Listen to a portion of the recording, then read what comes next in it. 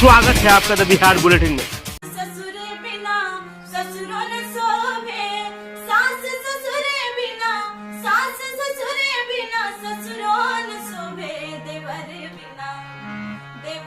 बिना अंगना न शोभे, राजा देवर बिना अंगना न शोभे।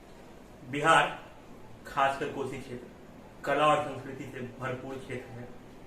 पाश्चात्य सभ्यता आने के बाद जहां बिहार के क्षेत्र की संस्कृति में ह्रास हुआ, बावजूद उसके आज भी कुछ लोग ऐसे हैं जो संस्कृति को जिंदा रखे हुए हैं। ऐसे ही लोगों में एक कोसी की बेटी, कहने को तो घर इनका सुपौल है और मधेपुरा इनका ससुराल है। आरती आनंद है हमारे साथ, स्थानीय लोक कलाकार है। आज इनसे आपको मिलवाते हैं और इनकी क्या शख्सियत है उसके बारे में आपको हम बताते हैं। स्वागत है आरती जी आपका। शुरुआत आरती जी कहाँ से हुई कला संस्कृति के क्षेत्र में, संगीत के क्षेत्र में शुरुआत कहाँ से हुई? देखिए, मैं ये जो है मेरे पापा जी, मेरे दादाजी ऐसे हारमोनियम से रखते थे, बट थोड़ा बहुत ऐसे गांव का जो होता है तो थोड़ा बहुत गाते थे। और धीरे धीरे पापा जी ऐसे ही पापा भी थोड़ा बहुत गाते थे। फर्स्ट में जो होता है, मेरी दीदी थी मेरे से बड़ी, वो गाती थी। पापा उनको जैसे फर्स्ट जो होता है सारे गामा संगीत का जो शुरुआत होती है, तो सारे गामा पापा से ही सीखे, हम भी और दीदी भी। उनके बाद फिर धीरे धीरे हम लोग जैसे आगे बढ़ते गए तो गाँव में ही एक सर थे जिनका नाम महेंद्र यादव है, तो उनसे सीखे। फिर उससे थोड़ा सा आगे बढ़े, जैसे मैं 2 क्लास में क्या उम्र रही होगी तभी आपकी? 5-6 ईयर। 5 से 6 साल से ही संगीत से लगा हुआ आपका? हाँ, क्योंकि मेरी दीदी गाती थी, वो मेरे से 3 साल बड़ी थी, वो गाती थी तो उनको सुन के मुझे अच्छा लगता था। मुझे उतना गाने नहीं आता था क्योंकि मेरा एज उतना नहीं था, तो मुझे नहीं आता था, बट वो जो गाती थी तो मुझे अच्छा लगता था। तो बस इसी तरह इंटरेस्ट जगते गया उसके प्रति। फिर धीरे धीरे सीखते गए, तो फिर 2 क्लास में जब हम आए तो हम लोग का मार्केट है त्रिवेणीगंज, तो वहाँ रहने लगे हम और दी। तो फिर वहाँ से एक सर थे, उनसे सीखे, सत्यनारायण सर, उनसे सीखे। उनसे भी 1-2 साल सीखे। फिर धीरे धीरे आगे बढ़ते गए, तो फिर 5th क्लास में जब हम आए तो चौपाल सर से सीखे। चौपाल सर से 1 साल सीखे। फिर उनके बाद सुपौल छोड़ दिए, फिर गांव आ गए। तो गांव में थोड़ा सा प्रॉब्लम होने लगा और फैमिली बैकग्राउंड भी उतना ठीक ठाक नहीं था, तो बस घर में प्रैक्टिस करते थे। फिर धीरे धीरे फिर से हम त्रिवेणीगंज रहने लगे। फिर वहाँ पे ये जोगेंद्र भारती है, वो सर हमको थोड़ा दिन सिखाया। उनके बाद सर मधेपुरा रहने लगे, तो यहाँ जाने आने में हम लोग को प्रॉब्लम होने लगी, तो फिर वहाँ सर से नहीं सीख पाए। फिर बीच में मेरा बंद रह गया, बस खुद से प्रैक्टिस चल रही थी। उनके बाद जो है ये लास्ट में अभी संजीव सर से सीख रहे थे, वो भी कोरोना के लेके अभी हम। तो जो लगातार आप सीखते आ रही, आदर्श किसको मानती हैं अपने इस पूरे क्षेत्र में? किनको आदर्श माना है आपने?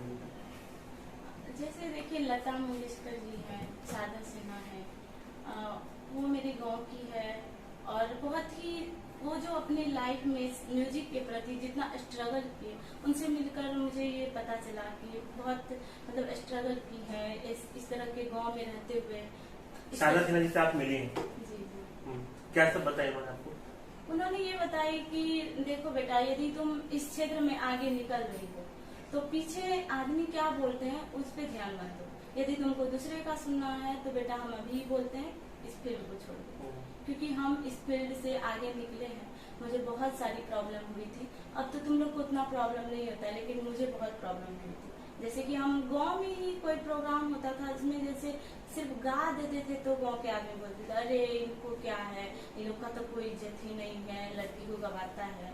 अब वैसा नहीं है, लेकिन हाँ आज भी है, गांव में उस तरह का आदमी है। यदि उनका सुनना है तो अभी से छोड़ दो। कहाँ मौका मिला आपको अपना परफॉर्मेंस देने का? जैसे जिला युवा उत्सव होता है, राज्य स्तरीय युवा उत्सव, इस सब में हम गाए, लेकिन ऐसा कभी मंच नहीं मिला जिससे कि हम आगे बढ़ पाए। अभी फिलहाल में ही प्रांगण रंगमंच से मुझे ऐसा मौका मिला और मैं लाइव प्रोग्राम की थी, जिसको दर्शकों ने बहुत सराहा, मुझे बहुत अच्छा लगा। इनके लिए मैं प्रांगण रंगमंच को बहुत बहुत धन्यवाद देना चाहती हूँ। आरती, जो हमारे दर्शक जुड़े हुए हैं फेसबुक पर और यूट्यूब पे आपको देख रहे हैं, तो उनके लिए एक जो है कोई एक गीत आप सुनाएं। जी, मैं लता जी का एक सॉन्ग है, एक प्यार का नगमा है।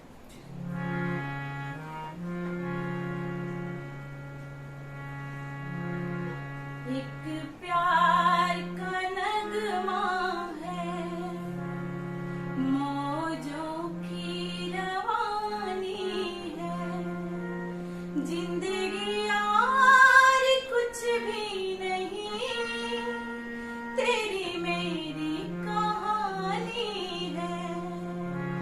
एक प्यार का नगमा है, मौजों की रवानी है, जिंदगी यार कुछ भी नहीं, तेरी मेरी कहानी है।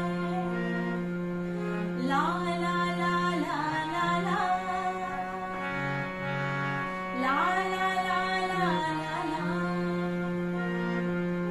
कुछ पाकर खोना है, कुछ खोकर पाना है, जीवन का मतलब तो आना और जाना है।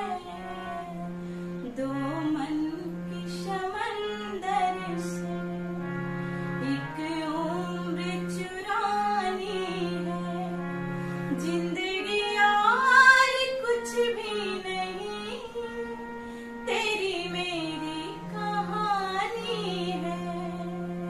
एक प्यार का नगमा है, तूफान को आना है, आकर चले जाना है, ये मन है जीवन है, आना और जाना है। दो मन की समंदर से एक उम्र चुरानी है, जिंदगी यार कुछ भी नहीं, तेरी मेरी कहानी है। एक प्यार का नगमा है, एक प्यार का नगमा है, एक प्यार का नगमा है। वाह, अद्भुत, शानदार सुना आपने। तो ये थी हमारे साथ आरती आनंद जी। आइए इनसे आगे बात करते हैं। जो आप इतना शानदार गाना गाती हैं, शुरुआती स्ट्रगल भी कुछ हुआ लाइफ में? माता पिता का क्या क्या सहयोग मिला था आपको? देखिए, मतलब वो पापा मम्मी से जो एक बच्चे को मिलता है, मुझे भी मिला। जितना कर पाए मेरे पापा बहुत किए हम लोगों के लिए। और जैसे कि होता है ना, हमेशा सपोर्ट किए। कोई कहीं जाना है, कोई मंच, यदि जहाँ तक पापा को अच्छा लगा कि यहाँ पे ये अच्छा होगा, तो उसमें जो भी दिक्कत हुई पापा बिल्कुल नहीं सोचे। और हम लोग को वहाँ तक ले जाने में जो भी कष्ट हुआ, हम लोग को पता भी नहीं लगने दिए और वहाँ तक ले जाने की कोशिश की और हम लोग को ले गए। लेकिन कोशिश तो किए, लेकिन वैसा मंच नहीं मिला। लेकिन पापा से जितना हो पाया किए मेरे लिए। आपकी शादी हो चुकी है, शादी करने के बाद जो ससुराल वालों से क्या सपोर्ट मिला आपको? देखिए, मुझे तो अभी तक ऐसा फील नहीं हुआ कि मतलब जैसे मेरी शादी से पहले मुझे लगता था कि वहाँ पे गाने के लिए जाएंगे तो पापा सपोर्ट करते थे। मुझे डर था कि कहीं मेरी शादी हो जाएगी। मेरी दीदी का जैसे कि शादी होने के बाद उनकी म्यूजिक बिल्कुल से बंद हो चुकी, तो मुझे इस बात से हमेशा डर लगी रहती थी, क्योंकि मुझे लगता था कि म्यूजिक के बिना मैं नहीं जी पाऊंगी। तो म्यूजिक ही मेरे लाइफ में बहुत मायने रखता था। तो मुझे लगता था कि यदि मेरी शादी हो गई तो मैं नहीं गा पाऊंगी, बट मुझे ऐसा कुछ नहीं हुआ। ससुराल वालों का भी पूरा सपोर्ट मिला आपको? पूरा सपोर्ट मिला है। और बिल्कुल से वो फीलिंग्स नहीं आती है कि मतलब ससुराल में है तो हम गाने नहीं जाएंगे या फिर तुम गाने मत जाओ। हाँ, ये है कि कहाँ सही है, कौन सा मंच सही है, कहाँ जाना चाहिए, तो वो तो हर एक पेरेंट्स का होता है। तो वो है, वो उसके लिए हमको बोला जाता है कि नहीं, कहीं जाती हो तो ऐसा देख लो कि कैसा मंच है, वहाँ का किस तरह का माहौल है, इस तरह से कहीं मत जाया करो। उनके लिए बोला जाता है। दर्शकों के लिए कोई मैसेज देना चाहेंगे? जी, मैं यही बोलना चाहूंगी कि जैसे कि अभी तक जो मुझे सपोर्ट मिला है, आप लोगों का जो प्यार मिला है, इसी तरह से बनाए रखे। और जहाँ तक मैं पहुँच चुकी हूँ वो आप लोगों के कारण ही पहुँच पाई हूँ। तो इस तरह से आप लोग मेरा सपोर्ट करें, और जिस तरह से आपने मेरा सपोर्ट किया है, इनके लिए मैं आप लोगों को बहुत बहुत धन्यवाद देना चाहती हूँ। और मेरा एक YouTube चैनल है आरती आनंद के नाम से। यदि आप लोग मेरा सॉन्ग सुनना चाहते हैं तो एक बार प्लीज मेरे चैनल को जरूर ओपन करें, और हो सके तो सब्सक्राइब करें और लाइक शेयर जरूर करें। धन्यवाद। बहुत बहुत धन्यवाद आप लोगों को। ये पूरा एपिसोड कैसा लगा कमेंट्स करके जरूर बताएंगे। अगर हमारे इस विशेष कवरेज को आप अपने YouTube चैनल पर देख रहे हैं तो हमारे चैनल को सब्सक्राइब कर लें। अगर Facebook पेज पर देख रहे हैं तो हमारे पेज को लाइक कर लें।